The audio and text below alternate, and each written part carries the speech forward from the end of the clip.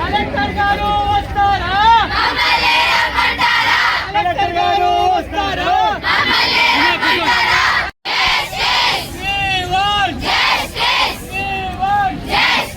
Collector గారు వస్తారా? Collector గారు వస్తారా?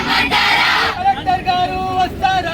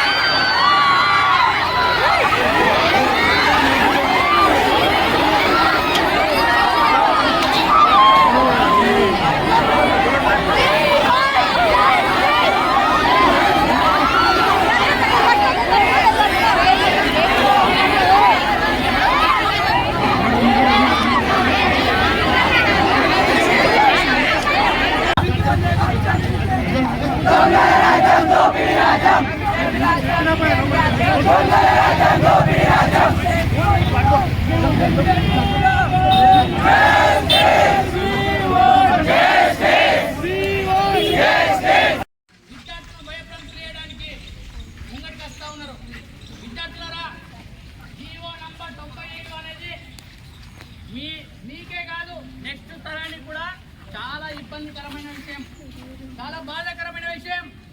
కానీ ఈరోజు ప్రభుత్వము, జిల్లాధికారులు విద్యార్థుల పక్షాన లేరు. వాళ్ళ బాధ్యతను తగ్గించుకోవడానికి మాత్రం ముందుకు వెళ్తా ఉన్నారు.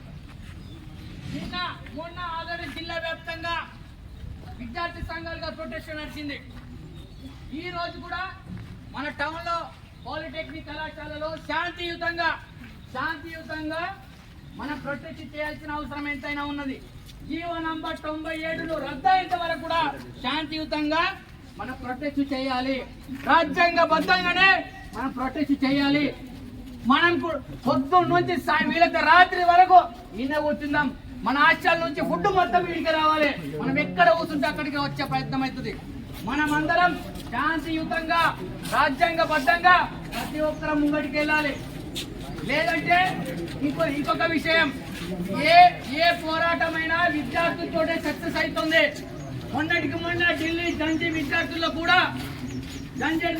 కూడా యువత వాళ్ళందరూ కలిసే నీటి సంబంధించిన మిగతా పేపర్ లీకులలో కూడా ధర్మేంద్ర ప్రసాద్ రాజీనామా అయ్యేంత వరకు వాళ్ళు ఫైట్ చేయడం జరిగింది. శాంతియుతంగా ఫైట్ చేశారు.